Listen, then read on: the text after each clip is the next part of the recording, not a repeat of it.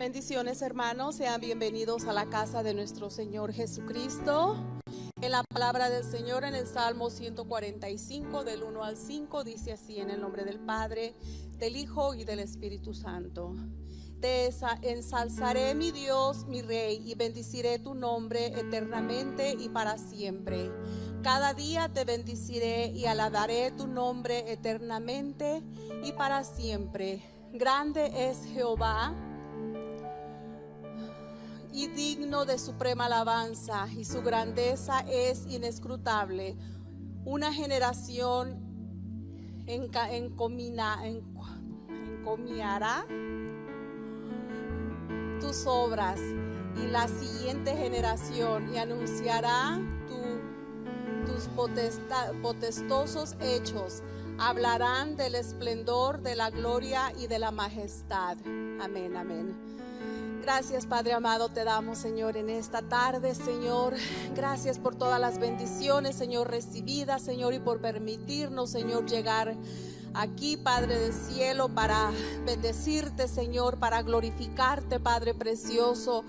Gracias, Padre, porque no hay lugar más hermoso que podamos estar, Señor, que buscar de ti, Señor. Ayúdanos, Señor, a seguir siendo fieles, Señor, en todo momento, Señor.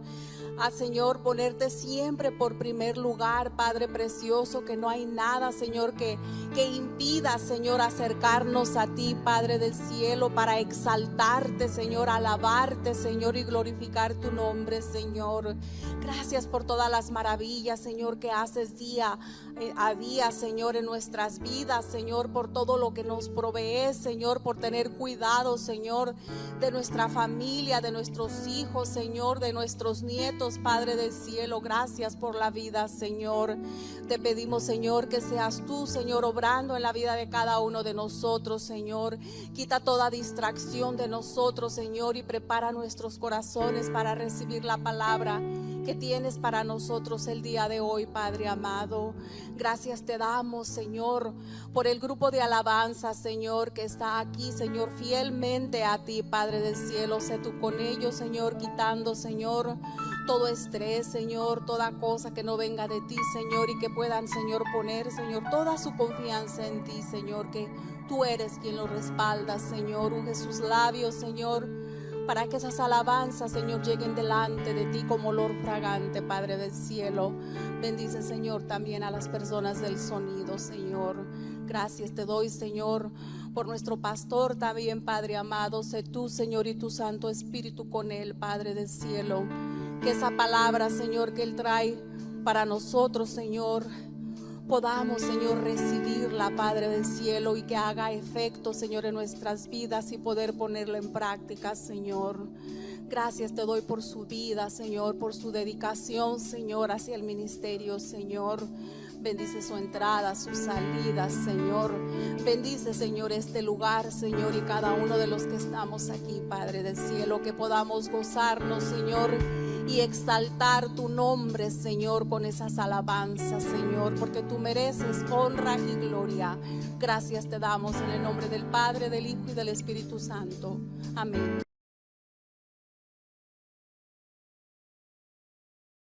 Te damos gracias, bendito Dios, gracias por este día, gracias por este momento, Señor, donde vamos a ofrendar, Padre, para darte gracias, para honrarte, para darte gracias por las bendiciones, Señor. Gracias por todo lo que nos provees. Gracias por las bendiciones, Señor, por la salud, por las fuerzas. Gracias por el trabajo. Gracias, Señor, porque siempre estás con tus hijos, con tu pueblo, Señor, y que tú siempre bendices a todos y a cada uno de nosotros. Que tú sigas bendiciéndonos, Señor, y quedemos con corazón agradecido, Señor, delante de ti, bendito Dios, porque tú mereces toda honra y toda gloria. Amén. Bien, hermano, denle al Señor lo que dispuso en su corazón.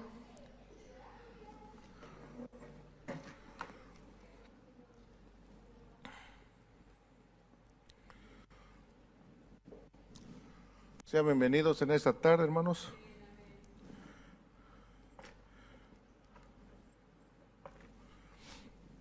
Bien, si trae su Biblia, hermanos, vamos al libro de Hebreos, capítulo 11, versículo 4.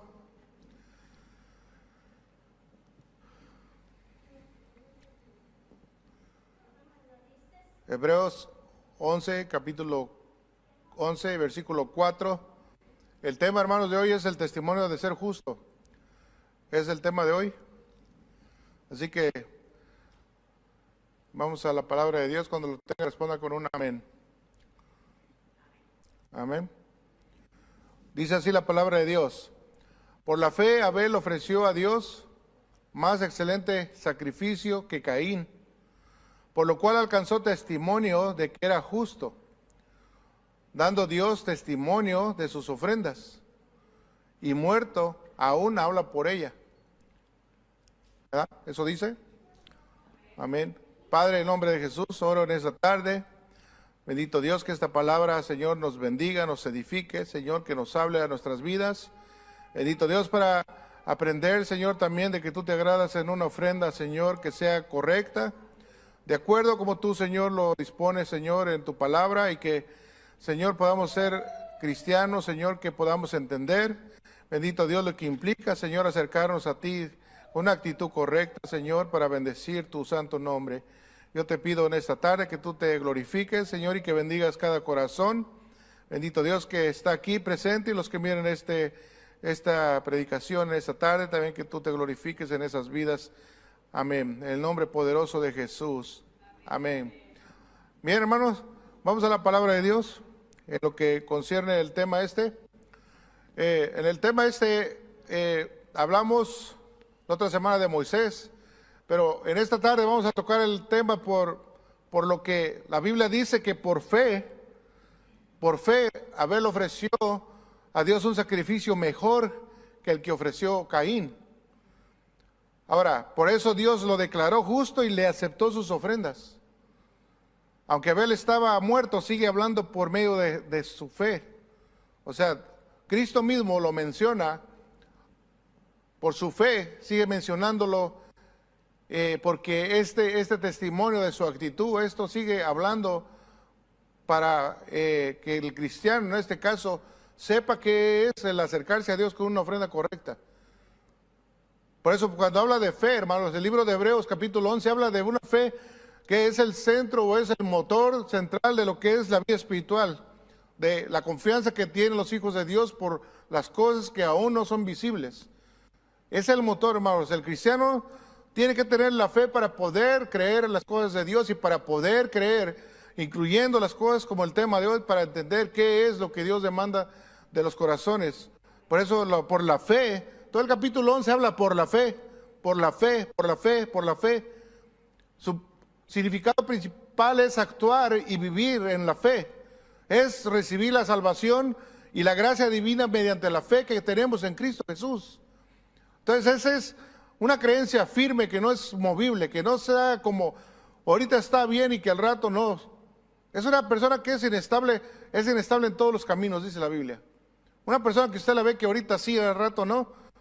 Dice la Biblia que es inestable en todos sus caminos. Así de fácil. Por eso la creencia firme de cada uno es creerle a Cristo, creer en su salvación sin necesidad de pruebas físicas. Es como creer nosotros en Cristo. No tenemos necesidad de que Cristo nos dé evidencias físicas, porque ya lo traemos.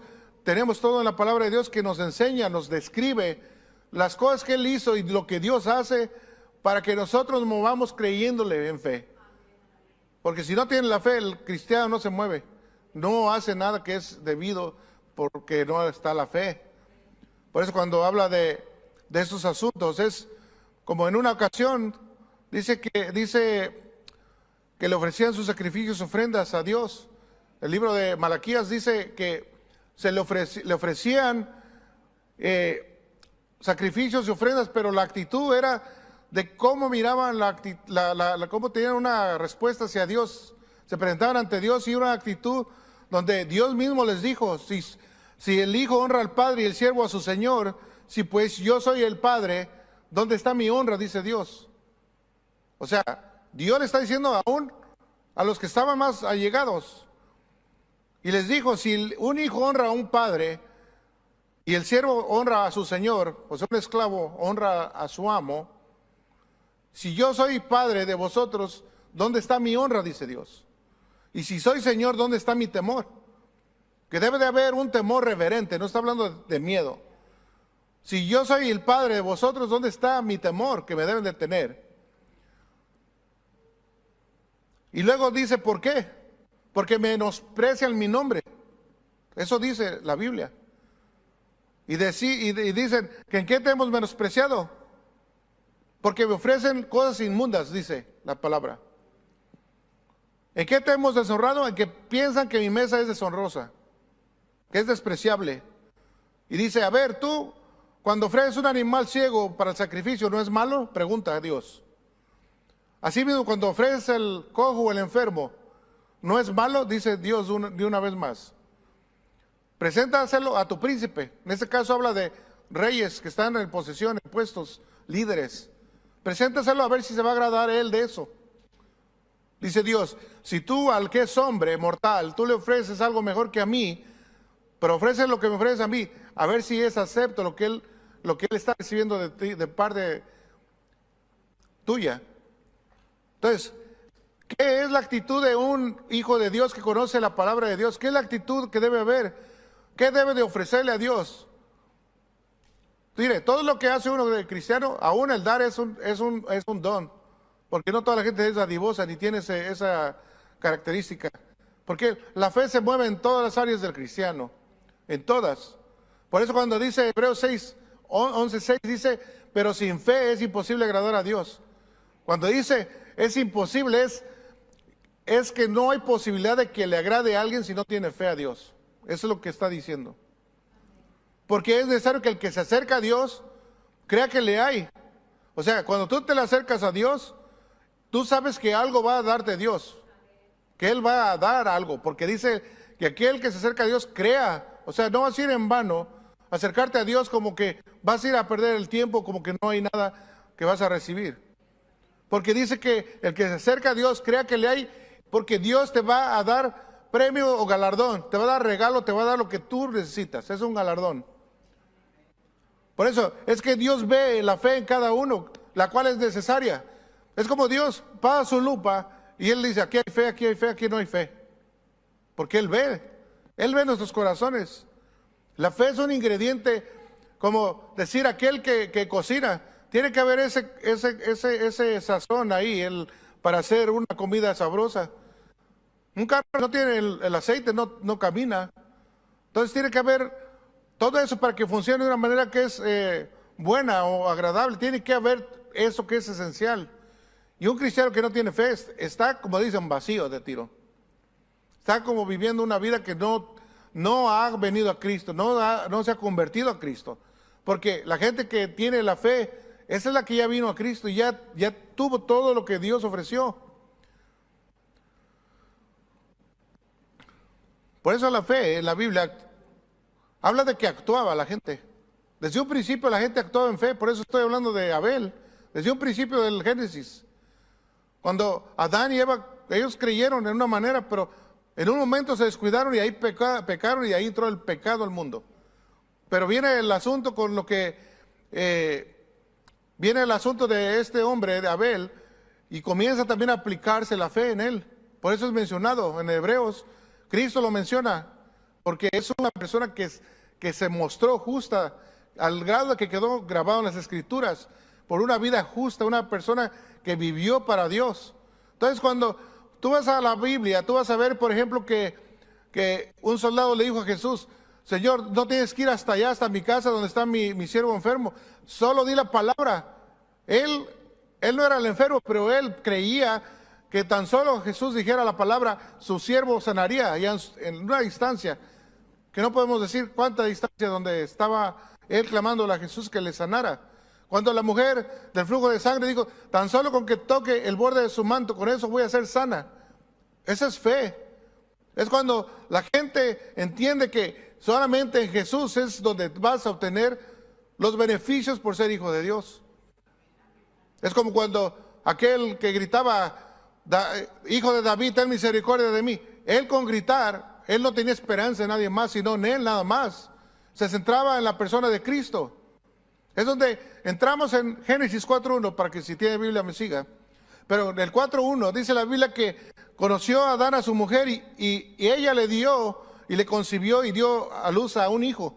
Dice que le dio por nombre Caín y dijo, por voluntad de Jehová he adquirido varón. Ahora, fíjense que aquí dice, por voluntad de Dios. Ahora, una de las características del nombre de Caín es que es posesión, es el nombre. Otra es adquisición y por tercero es lanza. Pero yo me quedo con el primer nombre, posesión. Dice que después vino y dio a luz a su hermano Abel. Dios es quien por su voluntad dio vida a Caín y viene a ser uno de dos hijos que presenta la Biblia, que los introduce. Porque algunos teólogos dicen que eran mellizos y es porque no hay un espacio de versículo a versículo. Algunos dicen que no, que eran partos separados. El punto es de que ellos pudieron haber sido mellizos. Y aquí entra lo que es el punto. Dice que después dio a luz a su hermano Abel, y Abel fue pastor de ovejas, y Caín fue labrador de la tierra. Nace primeramente Caín, y luego nace Abel. Luego es descrita la actividad de cada uno, lo cual, para que uno entienda el mensaje, es de que después menciona a Abel en vez de a Caín. Eso es algo que llama la atención, porque era pastor de ovejas él. Él se dedicaba a lo que es la crianza de ovejas como un sustento, porque era común el sustento desde un principio. Esto es un cambio radical donde Dios ya no menciona a Caín como que nació primero, ahora menciona a Abel primero como algo que llama la atención. Estas actividades eran respetables ambas porque no hay ningún mal en ninguno. Uno era agricultor, el otro era alguien que criaba animales. De hecho, la mayoría de las personas subsistía mediante la combinación de todo esto, porque había el sustento del campo para mantenerse y la carne, la piel de las ovejas, todo esto era para sustento y para los sacrificios, que es el punto del tema. Pero dice que aconteció andando el tiempo que Caín trajo del fruto de la tierra una ofrenda a Jehová. Quiero que note esto, hermanos. Aconteció andando el tiempo que Caín trajo del fruto de la tierra una ofrenda. Así dice, una ofrenda. Una ofrenda, hermanos, de lo que él trabajaba, de lo que él cultivaba, de lo que él cosechaba. Y dice, y Abel trajo, fíjese la diferencia, Abel trajo también de los primogénitos de sus ovejas, de lo más gordo de ellas. Dice primogénitos. Y miró Jehová con agrado y agrado a Abel, dice, primero vio con agrado a Abel, y dice, y luego a su ofrenda.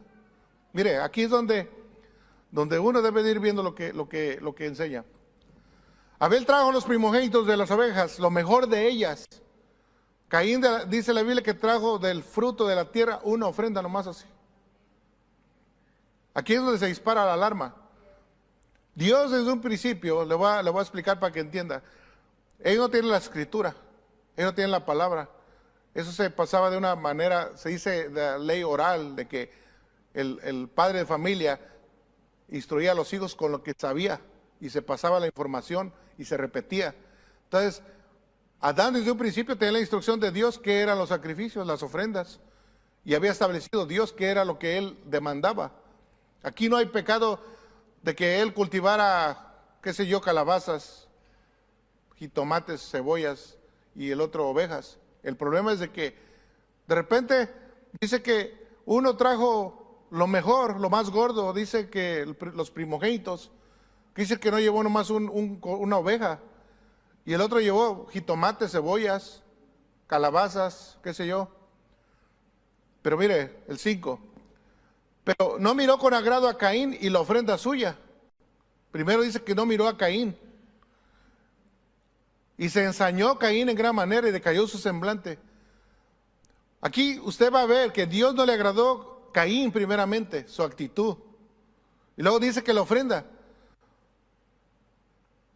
¿Por qué? Porque esto genera una actitud todavía. Mire, una persona que hizo esto, cuando tenían comunicación con Dios, usted ve que no hay una reverencia con Dios. Aun cuando Dios lo confronta, cae su semblante. Quiere decir que se distorsionó su cara. Se enojó, se molestó, se le arrugó la cara. Ese va a ser la manera de actitud, hermanos, hacia Dios de una persona que no sabe qué es el presentarse delante de Dios. que no sabe lo que Dios ya estableció, de lo que Dios demanda de nosotros. Y quédense en la mente que estoy hablando de dinero, no estoy hablando de dinero. Para que la gente sepa de que todo lo que se hace para Dios, hermanos, todo lo que se hace para Dios debe ser con una actitud correcta. ¿Por qué? Porque uno debe saber qué es lo que Dios demanda de nuestros corazones. ¿Qué es la actitud del corazón de cada cristiano? ¿Cómo debe ser el acercarse uno? Cuando tú te hablas del altar y esto, tú estás ya entendiendo que el acercarte tú aquí, Dios es manifiesto aquí en su altar. ¿Cuál es la actitud que tiene la gente cuando viene a la iglesia? ¿Qué es como desde que llegas, desde las puertas? Si vamos a lo que decía David, dice que entraba con acciones de gracias de sus puertas. O sea, sabiendo que Dios se manifiesta y está, en aquel tiempo descendía en el templo y se manifestaba su presencia. Cuando sabes que ya vio cuál es la actitud, la intención de cada uno, a veces tan pobre, hermanos, que la gente se olvida de que Dios está esperando que haga una ofrenda de corazón, que fluya con gratitud, que sepa que está uno dándole gratitud a Dios, al Dios que nos salvó, que tuvo misericordia. Porque a veces lo materializan, que creen que se está hablando de dinero. Dios está hablando de la actitud del corazón de Caín y de Abel.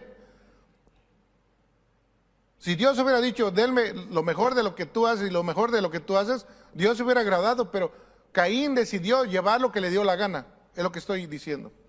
Él hizo a un lado los mandamientos, porque aquí entra lo que ya se les dijo, que era lo que le agradaba a Dios, lo establecido. Y Caín dijo, yo voy a llevar lo que me da mi gana, así. Mientras que el otro, él dice, yo voy a llevar lo que le agrada a Dios. Mire, ahí habla ya de lo que es el sacrificio del Cordero. Aquí habla de algo que es profético para lo que venía de Cristo, donde Dios demanda sangre. Dios comenzó a establecer, desde que pecó el hombre, estableció el sacrificio de animales que le agradaran a Él, porque eso es lo que calmaba la ira de Dios, porque nada más lo calmaba. Cristo viene y Él es el Cordero de Dios que quita el pecado del mundo. Él sí lo quita el pecado.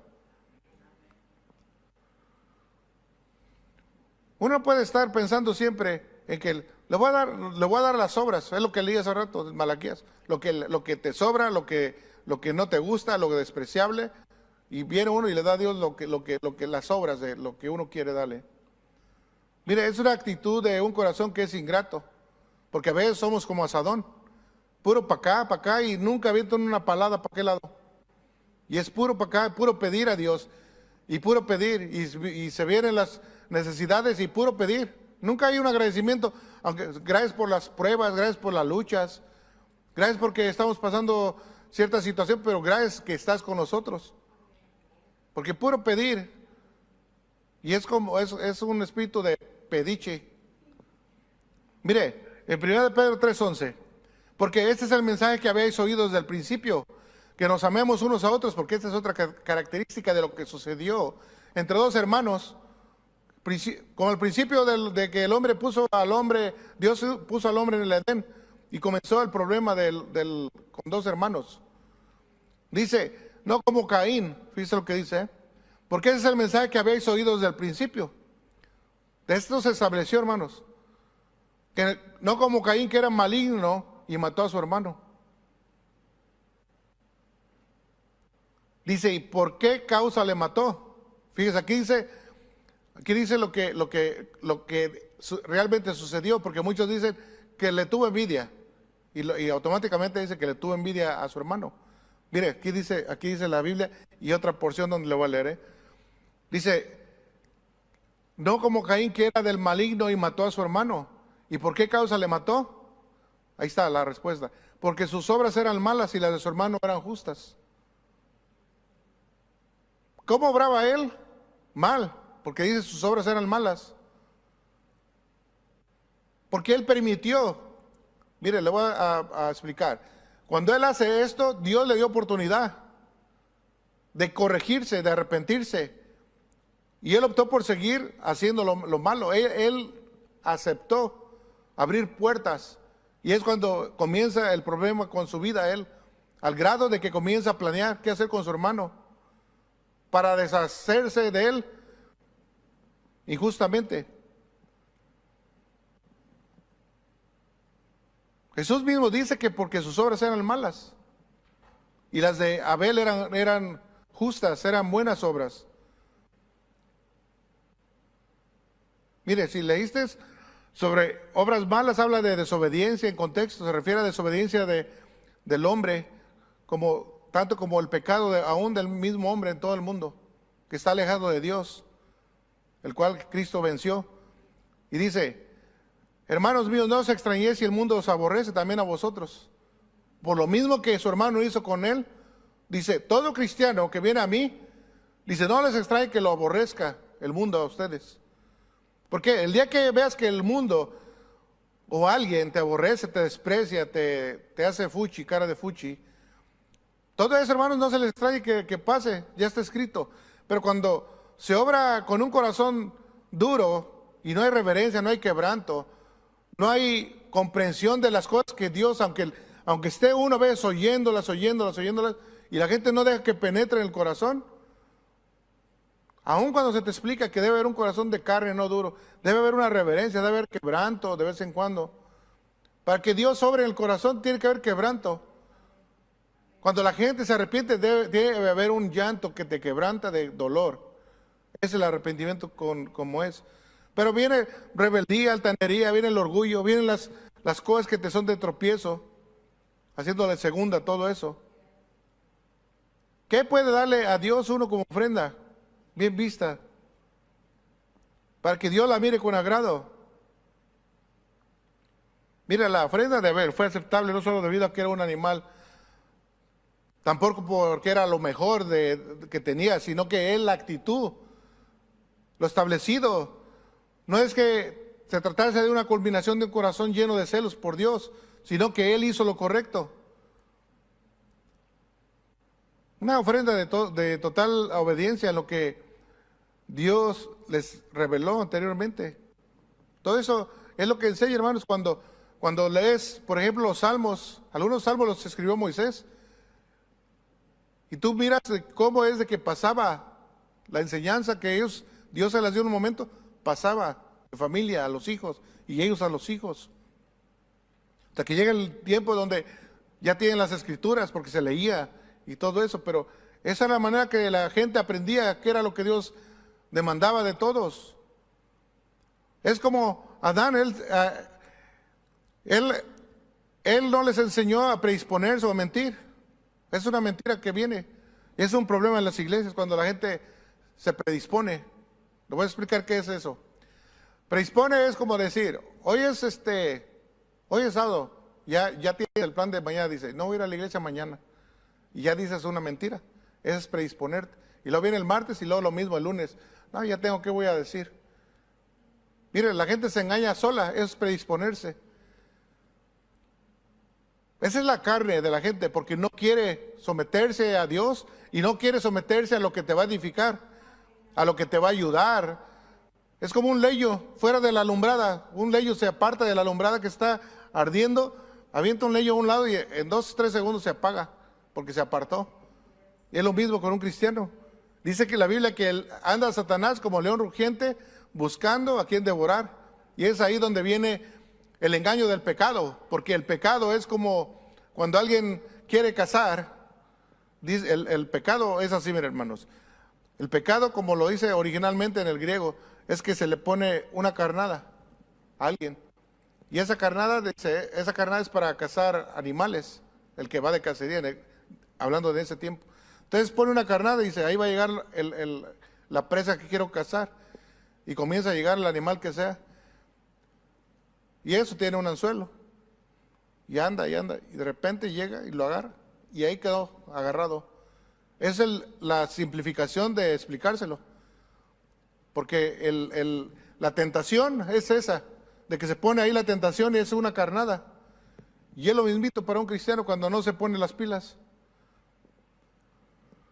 Es una de las cosas, mire, hermano, una de las cosas que la gente misma se engaña es como que no entiende la importancia de darle el tiempo a Dios. No tiene el entendimiento de cómo es caminar con Dios, el de esforzarse, el que tiene que haber un pago. un costo para poder uno esforzarse y que Dios exalte a la persona. Porque si no, nunca va a pasar uno de primera base. Dios va a exaltar a aquel que se esfuerza porque le ve disposición. Entonces Dios te levanta y te exalta en otra área. Y es como Dios levanta a la gente. Es como cuando la gente quiere servir en una cosa, pero no quiere pagar el precio.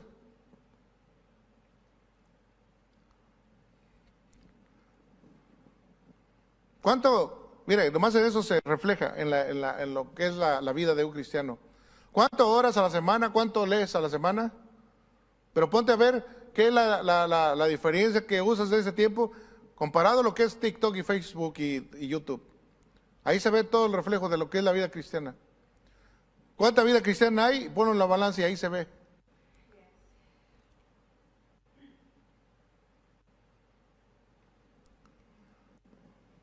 Mire, Dios era tan bueno que les enseñaba, no sé, de una manera sobrenatural, le daba la instrucción a Adán y comenzaba de una forma a darle todo y ellos comenzaban a dar de una forma oral, transmitiendo los relatos y comenzaba a explicar todas las cosas que habían vivido ya, y eso pasaba de generación en generación. Una forma de enseñanza que se transmitía la verdad, hermanos, la verdad de Dios y no cambiaba, se mantenía. Todo eso estaba escrito de una manera que se le dice tradición, pero era una manera que era fidedigna o confiable, que se creía y se mantenía tal y como era la historia. Y es como lo pasaban así. Mira, versículo 6. Entonces Jehová dijo a Caín, ¿por qué te has ensañado y por qué ha decaído tu semblante? Dios está dándole tiempo. Decayó como el de algunos en otras ocasiones. Porque Él quiere que vea, que haya una reflexión en Él, que por qué es lo que te cambió tu rostro, por qué ha decaído el semblante de ti. Yo le pregunto aquí por qué está tan enojado y triste, pero enojado, de una manera enojada, tras rechazar la ofrenda.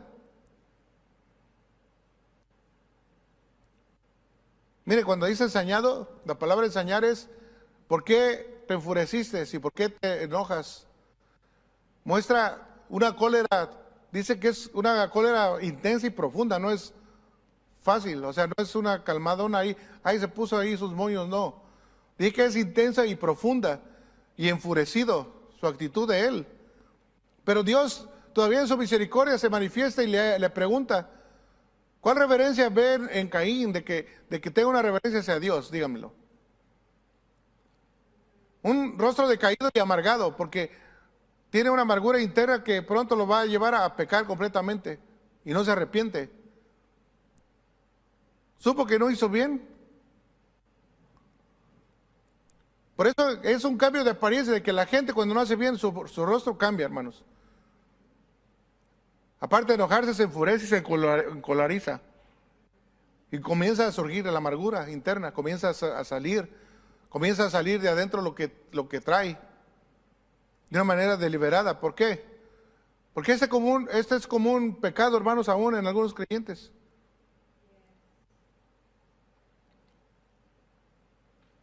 Este es un surgimiento que sale, hermanos, de Caín, lleno de algo que hace que sienta desprecio por su propio hermano. Porque el hermano estaba haciendo lo correcto y él no.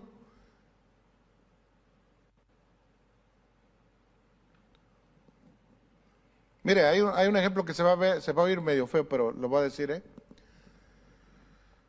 A veces cuando alguien quiere servir a Dios, se murmura o se critica. Mira, ya va a hacer esto la persona. Pero mientras no hace nadie nada, todos están calmados. Y un hermano que fue el primero que me predicó a mí, me dio un ejemplo, pero se va a oír feo, pero lo voy a decir, no se ofendan. Dice, mira, tú nomás haces algo, porque era cuando yo iba empezando, y dice, vas a ver, tú te vas a poner a hacer algo y tú te vas a ver la reacción de muchos que están sentados, porque nomás están sentados y tienen mucho y no hacen nada. Pero fíjate la actitud. Y luego me dijo, para que yo entendiera la anécdota, dijo, un dueño está sentado, vamos a poner que está sentado en una piedra en la sombra, y tiene un perro. Dice, mientras el dueño no se mueva de la piedra y está sentado, el perro está echado a un lado de él. Y pero en el momento que el dueño se levanta, el perro se levanta también. Dice, y es la misma actitud, dice. Porque entra por una razón u otra, entra ese problema en muchos cristianos, no generalizo, pero en muchos. Porque hasta que no ven que hace algo alguien, dice, los demás como que les molesta. Y eso yo recuerdo de cómo han surgido eso. De cuando empezamos aquí a abrir. Ladran, ¿verdad? Para no decir lo más feo. Ladran los que como que algo les molesta, como que, o sea, ¿qué les molesta? De que está haciendo las cosas uno para Dios. Como dicen, no lo hacen y ni lo hacían. Y cuando alguien hace algo, quieren ser tropiezo, quieren estar siempre impidiendo que la gente le sirva a Dios. Ahora, el versículo 7. Si bien hicieres, no serás enaltecido. Si no hicieres bien, el pecado está a la puerta. Con todo esto a ti será tu deseo y tú te enseñorearás de él. En otras palabras dice, si hicieras lo bueno podrías levantar la cara. Pero como no lo haces, el pecado está esperando en el momento correcto para dominarte, le está diciendo. Dios le está todavía dando el tiempo para que piense bien las cosas y se arrepienta. Dice, sin embargo, tú puedes dominarlo, si no te dejas dominar tú de él. Entonces dice, puedes levantar la cara, pero él no tiene cara a levantar la cara. No puede levantarla. Dios le recuerda a Caín que si tan solo hubiera obedecido y ofrendado los sacrificios de animales que él demandaba, lo que le pedía, hubiera sido aceptado y con una actitud correcta. Porque puede llevar el animal correcto, pero su corazón no. Entonces debe haber alineamiento.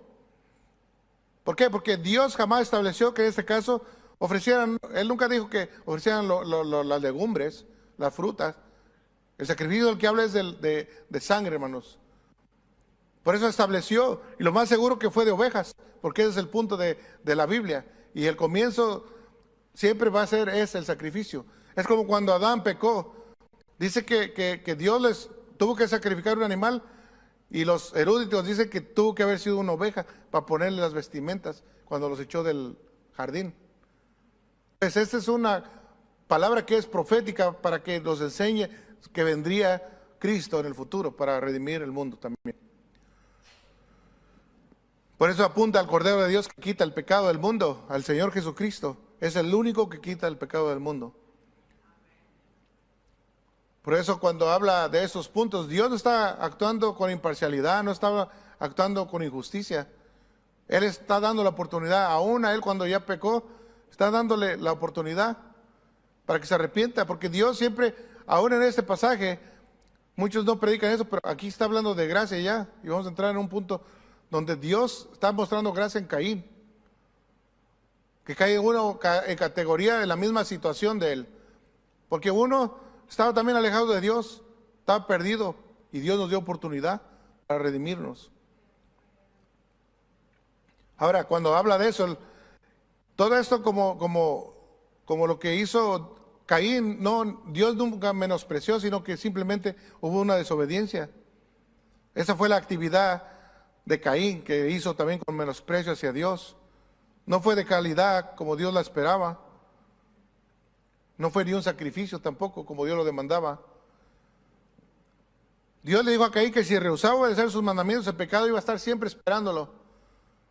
Y es como cualquier persona, cualquier cristiano, cualquier persona, hermanos, que está sin obedecer los mandamientos de Dios, siempre va a estar propensa a que el pecado lo esté esperando para cazarlo. Cuando digo el pecado, es de que siempre va a haber el problema de que te va a hacer caer, que le falles a Dios, que vas a pecar, y menos cuando no quieres vivir ni aplicar los mandamientos. Entonces es ahí que el pecado está como que es un animal salvaje que está esperándote que te descuides y quizás se te va a aventar. Y es ahí donde está hablando sobre esto. Es una manera que es como cuando un animal se va a agazapar y luego de repente te sale de sorpresa, tú te descuidaste y ahí está. Por eso cuando dice de eso, cumpliría su deseo de subyugar a Caín en este caso, porque quedó enredado, quedó atrapado después de pecar. Y cuando ya estaba preso, Dios le da oportunidad de arrepentimiento. Y es ahí donde Dios nos enseña de que la historia de Caín es una manera de que nos enseña que Dios tiene la gracia, tiene la misericordia de perdón, pero que la gente entienda de que Dios está esperando que la gente acepte eso.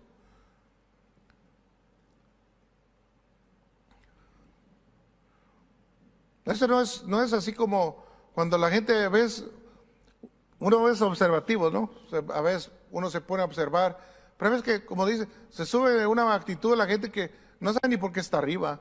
Hace días hubo un evento, en la conferencia que tuvimos hace días, está una muchacha cantando un especial y está con el chicle cantando un especial. Y esas son cosas que se le enseña a la gente.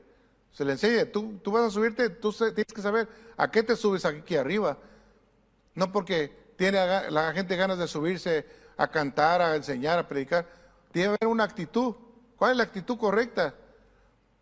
No sabe ni a qué le están cantando. Una persona que hace eso no sabe ni a qué se está subiendo aquí.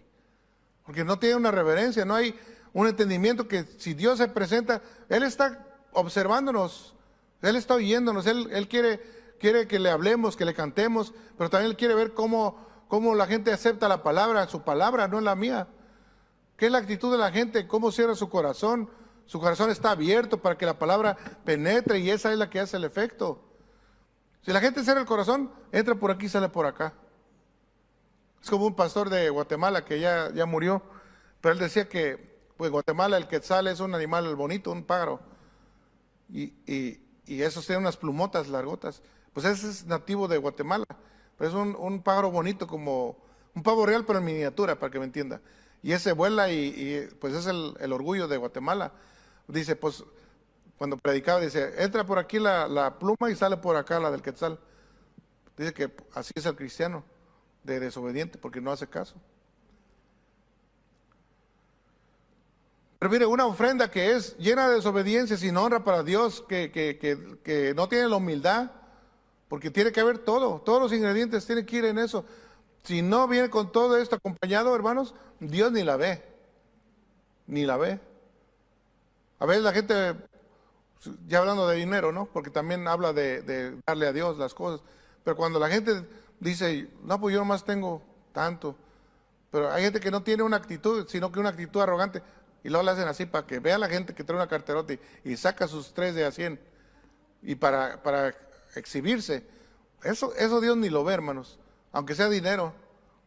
Porque a Dios no le importa esa actitud. A Él le importa qué es la actitud del corazón de la gente. ¿Cómo le da uno a Dios? Que si tú le das $1, le das 100, le das 1000, 3000, que Dios vea que le estás dando porque estás haciendo con agradecimiento verdadero. Y estás honrándolo a Dios. Estás teniendo humildad delante de Dios. Y estás también mostrando el agradecimiento. Porque Él es el que nos da todo, hermanos. Él es el dueño del oro y la plata, dice la Biblia. Entonces, uno le da de lo que Él nos da a nosotros. ¿Cuántos dicen amén, hermanos? Y digo Caín a su hermano Abel, salgamos al campo. Y aconteció que estando ellos en el campo, Caín se levantó contra su hermano Abel y lo mató. Mira, aquí habla de que Caín lo lleva con un engaño a su hermano por el pecado, ya estaba a todo dar ahí en su vida. Lo lleva con algún tipo de engaño, llevándolo para matarlo. Ese fue el plan de él. Mire, fíjese, una mente que está desviada de Dios, su mente comienza a maquinar locuras ya, cosas que son muy desagradables. Al grado de que no estamos hablando de mucha población, de cuando Dios pone al hombre en el mundo y ya comienza el primer homicidio. La primera muerte trágica, violenta, fue violentado. Dice que lo mató. En el momento que engaña a su hermano, llevándolo para matarlo, él ya iba, como dicen, ya había maquinado en su mente cómo hacerle, dónde iba a llevarlo, qué era lo que iba a hacer.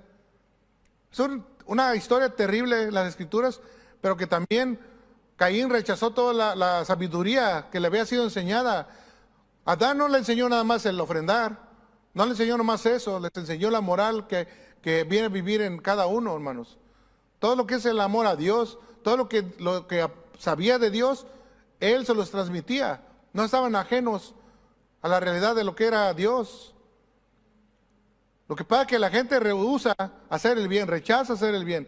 La gente rechaza arrepentirse, la gente rechaza aceptar la palabra, la gente rechaza las promesas, aun cuando son promesas que vienen en el paquete de la salvación, La gente rechaza todo eso por una tontería. Es como Esaú. Él por un antojo, a mí no me importa la primogenitura. Y es así, la vida de un cristiano, cuando te vale grillo por cualquier cosa, tiras a un lado la bendición. ¿Por qué? Porque ahí viene todo lo que es el acecho del pecado, la trampa, y el rehusar venir delante de Dios y arrepentirse bien para que no quede uno atrapado. Entonces viene la oportunidad de que Dios puede obrar en una persona que de verdad, porque eso está llena la Biblia, de que gente que viene quebrantada y sabe que está en una bancarrota espiritual, Dios es el único que te puede dar vida de nuevo. Es que cuando sucede esto, tuvo que haber una plática, un diálogo entre ellos para ver cómo lo iban a engañar, para llevarlo, para apartarlo, ocultando toda intención. Abel nunca vio qué intención tenía con él. Y de repente se levanta contra él violentamente, deliberadamente, y lo mata a su hermano. Y ese es fruto del pecado, hermanos. Es un fruto del pecado, de la desobediencia. Y el pecado no dominado, porque no aceptó. Dios mismo le dijo, si tú te sujetas, si tú te arrepientes, tú no te dejas dominar del pecado. Pero él hizo lo contrario, fue contra la corriente. Es como el chiste, ¿no? De aquella mujer que eran un señor con su señora. Y luego dice, no, pues mi señora es bien terca. Y no, sí, yo le digo, no te subas a este caballo, te va a tomar. Ahora me subo. No brinques ese árbol, te vas a lastimar. Ahora lo brinco. Y luego, bien, no te cruces el río porque te va a llevar. Ahora lo cruzo. Y que se avienta al agua y el río se la lleva. Y Dios dice el compadre de él, dice, compadre, pues ¿dónde está tu mujer? No, pues él quiso cruzar el río y se la llevó a la corriente. Dice, pues vamos a buscarla. Dice, no, pero vámonos para allá porque es contra la corriente ella. Vamos a ir a buscarla para allá. Así es la vida, hermanos. Mire, cuando el pecado es tolerado, la puerta está abierta. Entonces cada uno decide si la cierras o la dejas abierta. Pero cuando la dejas abierta sigue infiltrándose más y más y más y más. Dios había advertido antes de que el pecado estaba a la puerta y listo para dominarlo, pero Él jamás quiso superar esto, ni controlarlo, ni quiso someterse. Todo esto tiene que ver con el que se haya sometido a los mandamientos de Dios. No nomás como de palabra decir, oh, yo lo voy a dominar el pecado. No, eso implicaba que se sometiera a Dios. Que se sometiera para poder evitar consecuencias y quitar todo eso que sentía. Primeramente lo tenía contra Dios y después contra su hermano. Su hermano fue el desahogue de su pecado, de su maldad. Nunca supo controlar eso. Por eso las consecuencias, hermanos, del odio y el rencor no tratado en el corazón humano siempre va a escalar a cosas peores, a pensamientos peores, actos destructivos, a más maldad. Comienza a crecer. Por eso cuando dice de pecado, no se queda más en un pecado. La gente empeora y empeora y empeora. Por eso cuando viene todo el punto es de no dejarse dominar de lo que es nada de eso, ni el enojo, ni el rencor, ni el pecado, ni nada de eso, porque eso te lleva a otras cosas. Mire, cuando la gente tiene amargura, es porque la gente, bueno, se dice raíz de amargura, es porque la gente sigue guardando eso contra alguien. Y la persona que tiene eso, esa es la que está atada, porque la otra puede estar libre. Y la que tiene la amargura, esa tiene todo eso adentro todavía. Y eso es como sucede, porque no hay perdón, porque no se saca eso, porque no puedes tolerar a la persona. Entonces, lo único que puede hacer es que uno deje que Cristo obre, que la palabra haga efecto, porque la palabra, esa es la que tiene el poder para limpiarnos. Ayer estamos hablando y temas donde por un lado y por otro, un tema ahí en el trabajo, pero le digo, la palabra es la única que transforma, es la única que tiene el poder para convertir a la gente y que tenga fe la gente. No hay ni una otra solución, porque la palabra es la única que tiene el poder ese. Porque no hay tal cosa de que plan B y C. La palabra es la única que transforma vidas, hermanos. Y no ocupa ayuda. Porque ese es un error que muchos cometen, de que creen que la palabra ocupa ayuda. A veces se van por diversas opciones creyendo que así van a mejorar, pero no. Dice, y Jehová dijo a Caín, ¿dónde está Abel tu hermano? Y él respondió, no sé. Y dice la respuesta, ¿yo soy acaso guarda de mi hermano? ¿Dónde está el conocer a Dios? Dígamelo. Cuando algo no le sale bien también, tiende a renegar de Dios y actúa de esa manera. En un momento de la vida, cuando algo no sale bien, la gente no le importa a Dios y comienza a expresarse igual. Agarran actitudes irreverentes. Se les olvida que somos polvo, somos tierra, que no somos nada. Y se nos olvida que no tenemos una buena actitud delante de Dios. Dios, hermanos, siempre tiene que ser reconocido en todo porque Él es Dios poderoso. Dios que merece toda honra, toda gloria. No puede uno tratar a Dios con un temor irreverente, ni mucho menos que no lo tenga uno que mostrar de alguna manera. Debe de haber eso siempre en la actitud de un corazón que es convertido. El que es inconvertido o inconverso, ese no esperes nada. Pero alguien que conoce a Dios tiene que tener reverencia a Dios. Tiene que tener reverencia y con su hermano, porque también esto está hablando de hermano a hermano. Yo por eso no sé si es de Dios, pero un montón de veces hemos estado tratando y siempre habla de la unidad y del amor de los hermanos. Quizás porque Dios por ahí nos lleva, que debe haber esa armonía, debe haber amor con los hermanos, debe haber un amor unos con otros, porque eso es lo que mantiene a la iglesia saludable y la mantiene unida, hermanos. Y es ahí donde Dios se agrada. Ahora dice, y él le dijo, ¿qué has hecho? La voz de la sangre de tu hermano clama a mí desde la tierra. Mire, la sangre, aquí habla de que derramada simboliza la injusticia que Dios escucha desde el cielo, como que la sangre está gritando justicia porque hubo una injusticia. Dios habla con Caín después de la muerte de Abel, pero la sangre derramada simboliza que hubo una injusticia terrible, que al grado que queda escrito. Y eso conecta directamente con Cristo, con la persona de Cristo, mediante la tipología de la figura que nos anuncia lo que haría Jesús en el Nuevo Testamento. Habla de lo que es metafórico, habla de lo que es el ADN de Cristo, mientras el apóstol Pablo conecta directamente con Adán y Cristo. Todo esto es un paralelismo espiritual, hermanos, como Abel como tipo del reflejo de Cristo, como tipo de Cristo. Porque Abel representa proféticamente a Jesús en varios aspectos claves de la vida y muerte.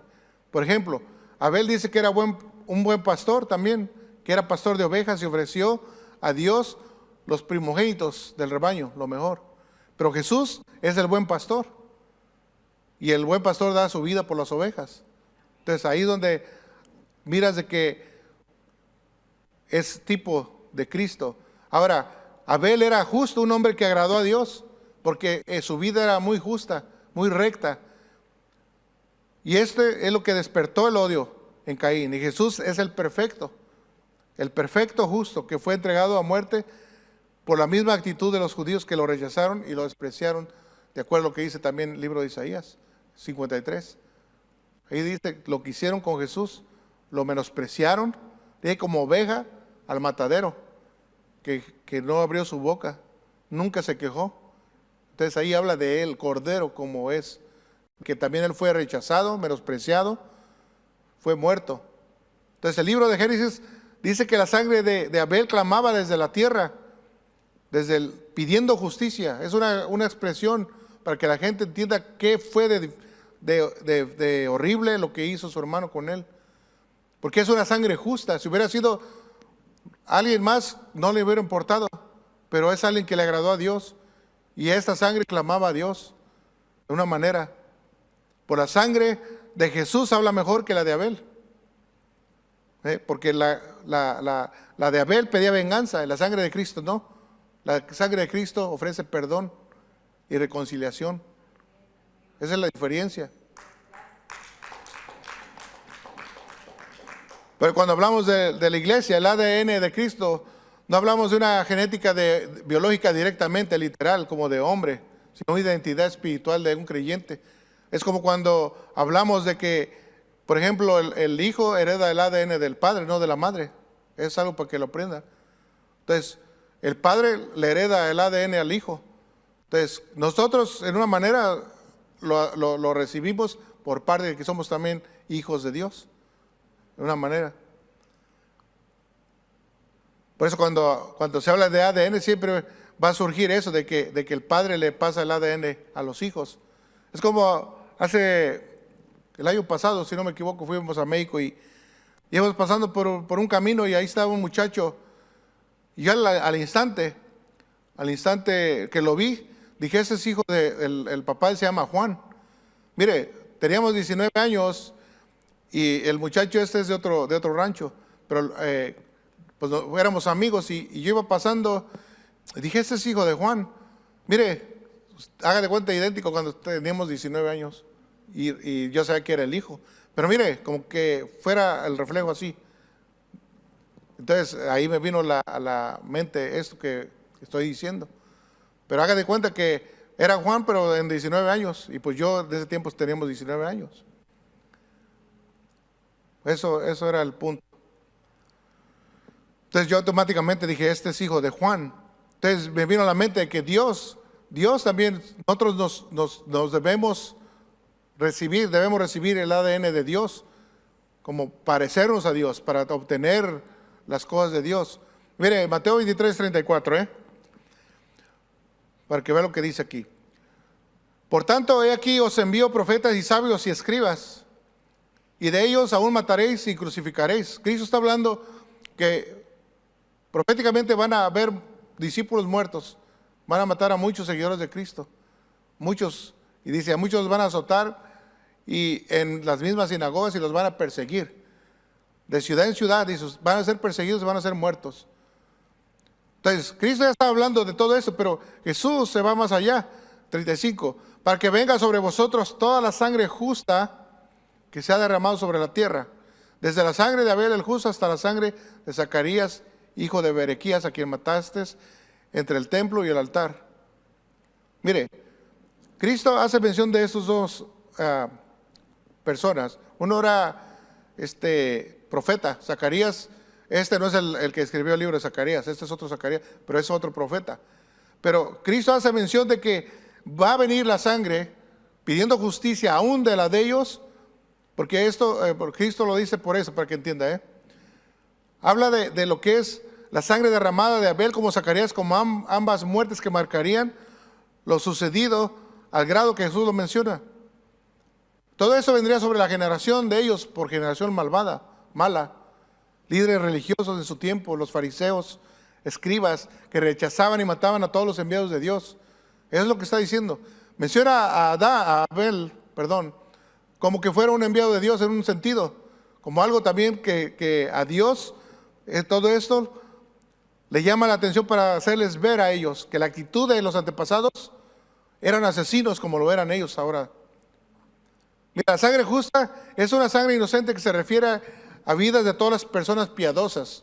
Piadosas son las fieles, las obedientes, las buenas, que fueron asesinadas injustamente a lo largo de la historia de lo que dice la Biblia, por la causa de la fe. Por eso dice en el libro de Hebreos, por la fe, por la fe, por la fe, por la fe, por la fe y la rectitud de sus vidas. Jesús habla de los culpables líderes religiosos de su época, diciendo que sobre ellos recaería la sangre derramada desde Abel el justo hasta Zacarías, a quien mataron en el templo. Mire, cuando dice de esto, el punto es de que la Biblia hebrea, Abel es el primer hombre asesinado, pero también abarca lo que es el principio de ahí hasta donde se termina lo que es la Biblia judía, lo que es las escrituras esas. Por eso lo encierra en ese espacio. Porque anteriormente la Biblia no está como la tenemos. La Biblia judía termina con crónicas. Por eso es que lo menciona Jesús. Entonces cuando ya sabes eso, sabes por qué lo está diciendo Jesús. En un acomode ya. Por eso cuando habla de todo eso, representa el inicio de los justos que sufren violencia por causa de amar a Dios y obedecerlo. Otros por profetizar la verdad, por hablar la verdad, como lo es hoy día, de que muchos son odiados, violentados, otros son, como dicen, ignorados, por hablar la verdad también, hermanos. Mira, es que este profeta, Zacarías, fue un profeta del Antiguo Testamento que animó al pueblo a reconstruir el templo, pero fue menospreciado cuando él los quiso también confrontar, porque estaban desviándose nuevamente a lo que es lo malo. En 2 de Crónicas 24:18, y desampararon la casa de Jehová, el Dios de sus padres, y sirvieron a los símbolos de acera y a las imágenes esculpidas. Entonces la ira de Dios vino sobre Judá y Jerusalén por su pecado. Mire, tras la muerte de Joiada, era el padre del sacerdote Zacarías, los príncipes de Judá convencieron al rey de Joás para volver a la idolatría. Ya muerto el anciano sacerdote, el padre de él, vino al punto de inflexión donde el reinado dice que oyó, o sea, el rey oyó lo que le decía a la gente. Hey, vamos a volvernos a los ídolos. Y él puso oído. Cuando dice que puso oído, él le escuchó y les hizo caso. Es lo que significa. Dando a entender que les hizo caso y dio consentimiento para desviarse al culto idolátrico. En vez de mantenerse en Dios, se volvieron contra lo que es ir tras la idolatría. Pero Dios en su misericordia enviaba profetas y mensajeros, como lo sigue enviando, a predicar la verdad del arrepentimiento, los cuales cerraban oídos a su palabra. Dice que les envió, el versículo 19, profetas para que los volviesen a Jehová, los cuales les amonestaron, mas ellos no escucharon. Mira, Israel, todos los profetas que les mandaron, a todos los mataban, a todos. Pero Dios en su infinito amor seguía enviando palabra para que los amonestara con la misma palabra de Él. Mas ellos una vez más no los escucharon. Entonces el Espíritu de Dios vino sobre Zacarías, hijo del sacerdote Joiada, es el padre de él, el cual ya había muerto. El rey se le había olvidado que Dios había tenido misericordia de él por medio del sacerdote, cuando era un niño. Dice que de repente dice que el Espíritu vino en él cuando se puso en un lugar donde él estaba más alto que la gente, donde él podía hablar y la gente lo miraba. Y les dijo, así ha dicho Dios, ¿por qué quebrantáis los mandamientos de Jehová? No os vendrá bien por ello. O sea, ¿por qué los quebrantan los mandamientos? Dice, no les va a venir nada bueno a ustedes. ¿Por qué? Por haber dejado a Jehová, Él también los abandonará. Y es aquí donde entra lo que Jesús también los menciona por eso. Fíjense que es el sacerdote y lo matan el profeta, y lo matan en pleno templo donde según ellos adoran a Dios, donde son celosos por Dios, donde aman la ley, donde aman todo. Ahí mismo, por no poner oído a la palabra de Dios, no resistían la palabra de Dios y ahí mismo lo matan. Es una de las cosas más trágicas escritas en la Biblia, donde mismo Jesús hace referencia a él y a Abel. Son dos casos diferentes, pero al grado de que a Dios eso le llamó la atención de la maldad del mismo pueblo que había abandonado la palabra de él. Y dice el versículo 21, pero ellos hicieron conspiración contra él y por mandato del rey lo apedrearon hasta matarlo, a Zacarías el profeta, en el patio de la casa de Jehová. Así el rey Joás no se acordó de la misericordia de Joiada, el padre de él, padre de Zacarías, que había hecho con él. Antes mató a su hijo, quien dijo al morir, Jehová lo vea y lo demande. A quien apedrearon en el templo, en el patio del templo. ¿Ve? Es una persona malagradecida, primeramente. Dios, hermanos, una vez más, Jesús usa este pasaje de Abel y Zacarías como un principio y final de la muerte de justos registrados en las Escrituras. Pero Dios nos dice que en Génesis 4:11 dice, ahora pues maldito seas tú de la tierra que abrió su boca para recibir de tu mano la sangre de tu hermano, le dice. Mire, la tierra, cuando dice que abrió su boca, es que absorbió la sangre de Abel, convirtiendo el suelo en un cómplice silencioso de la trágica escena que pasó ahí.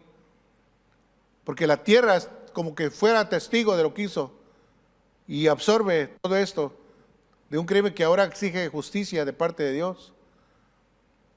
Ahora, la primera maldición para Caín que vino de parte de Dios es afectando la productividad de la tierra.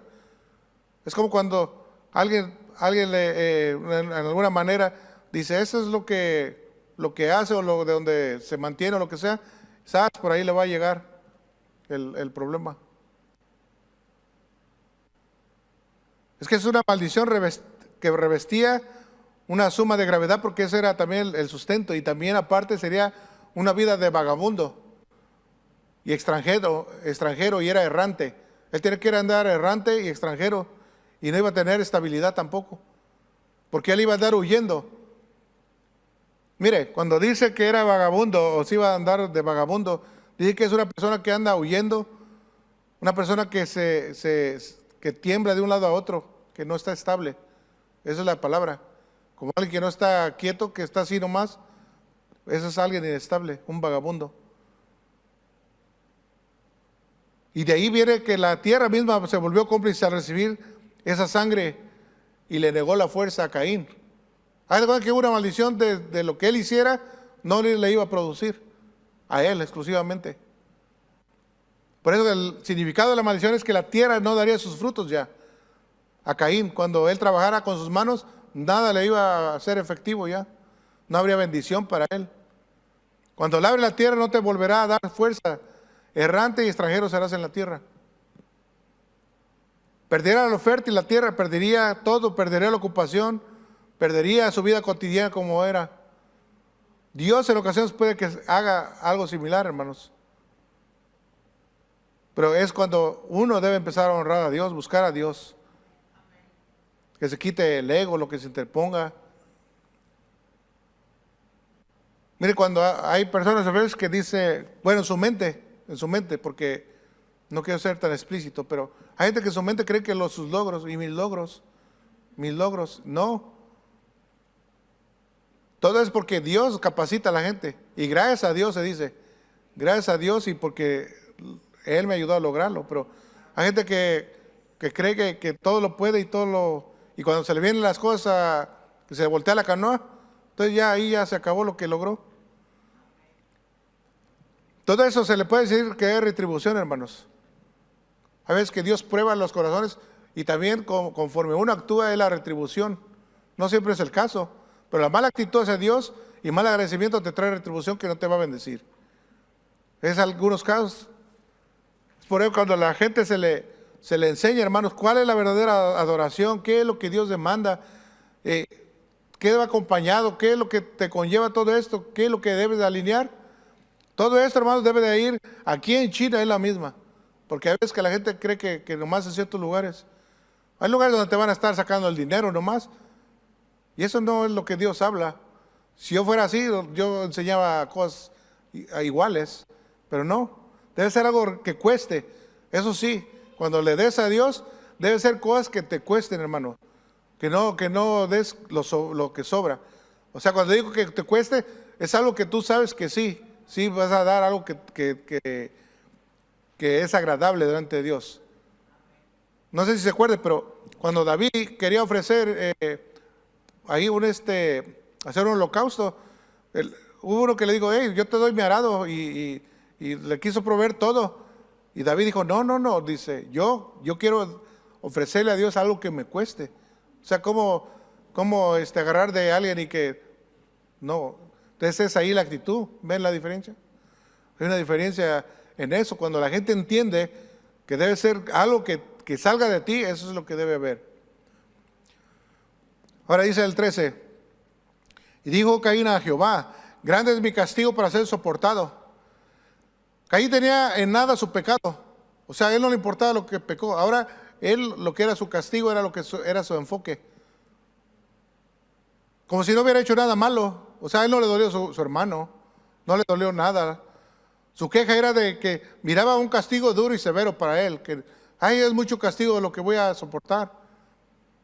Mire, cuando hay perdón de parte de Dios, Hay perdones mayores y por mayores pecados, pero también hay viles pecadores, pero se lo pierden porque están los que desesperan, están los que no esperan en Dios para un perdón, no quieren. Entonces él miraba el pecado como que nada, no había nada al extremo de pecado. Entonces él mismo se excluye el favor de Dios. Y aquí es donde entra esto, por no haber un arrepentimiento ni un poquito, nunca aceptó la gracia de Dios.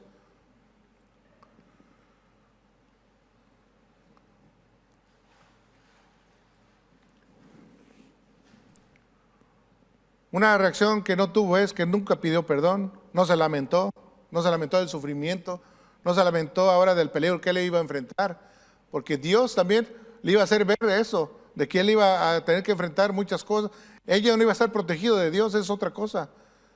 Aquí habla de que Dios lo iba a tener protegiéndolo, él iba a estar todavía, y él no aceptó nada, entonces ahora le muestra que iba a estar hasta desprotegido, él tenía que salir de la presencia de Dios. Por eso cuando se lamenta, solamente se lamenta de todo lo demás, pero no de él. Él teme de su propia vida, pero no teme de Dios. Dios nos enseña, hermanos, que debe de quedarse uno apegado a Dios y jamás alejarte de Dios. Acá termino,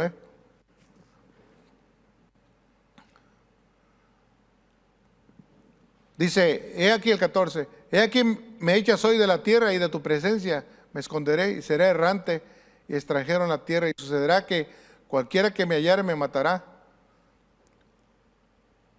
Echarlo de ahí quiere decir que lo va a hacer que ande errante. Entonces ya había aumentado mucho más la población del mundo, porque a veces que la gente lee nomás así literalmente un pasaje y luego dice que de dónde salió la esposa de Caín.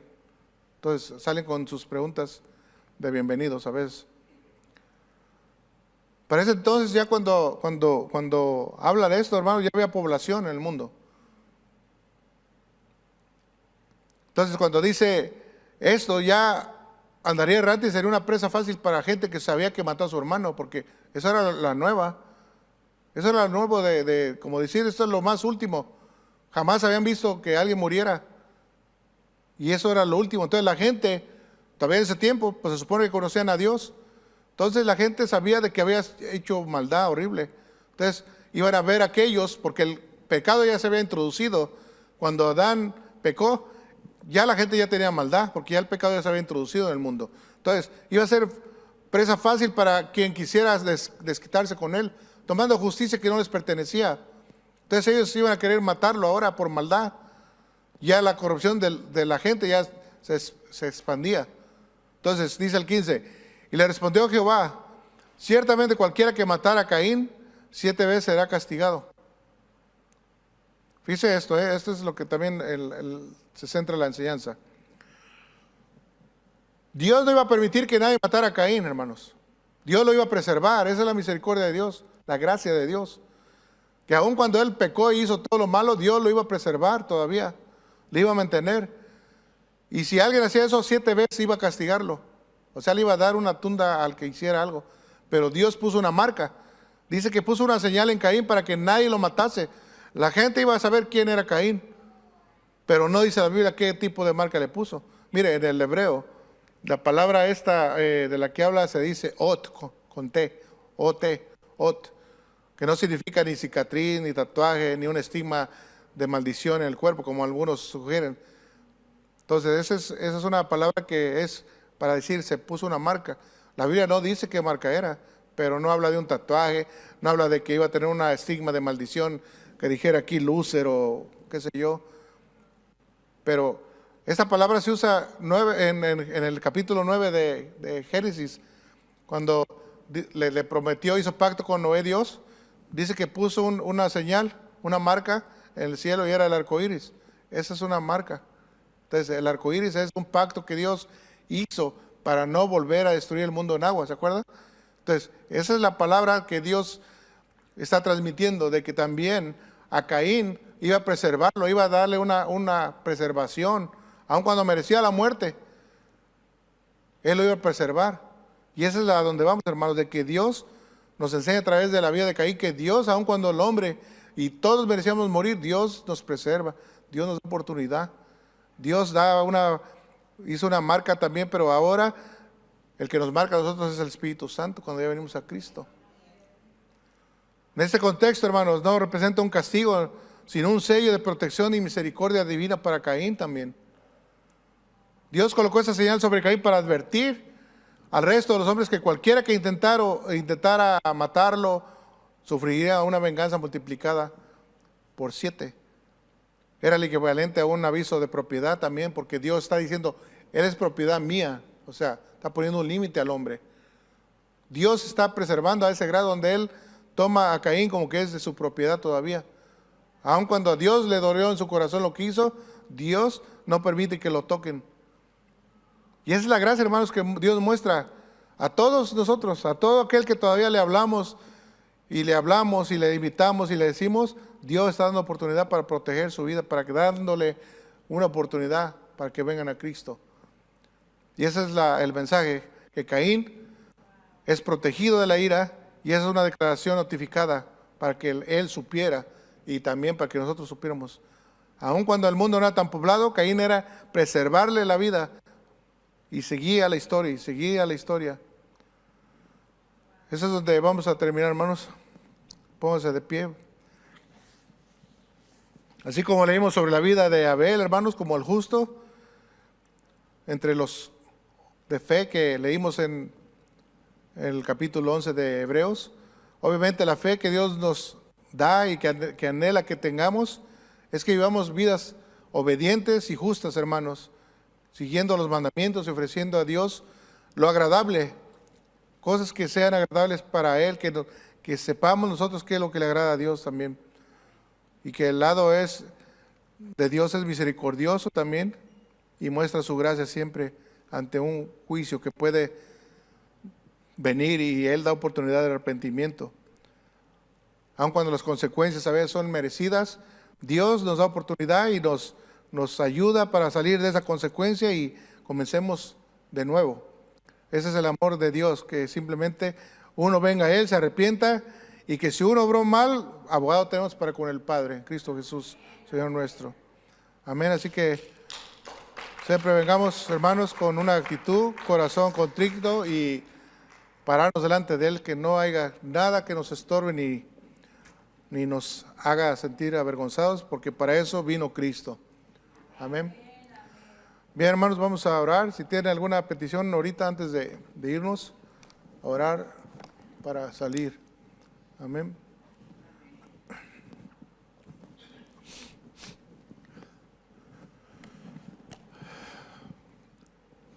Amén. Padre, en nombre de Jesús, te damos gracias una vez más. Gracias, Padre, por tu amor, tu misericordia. Bendito Dios, gracias, Padre Celestial, por los que llegaron.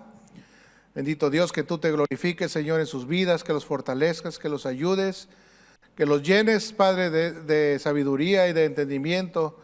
Bendito Dios, que también haya hambre, Señor, de tu palabra, hambre de tener esta intimidad contigo, Señor, para poderte conocer más.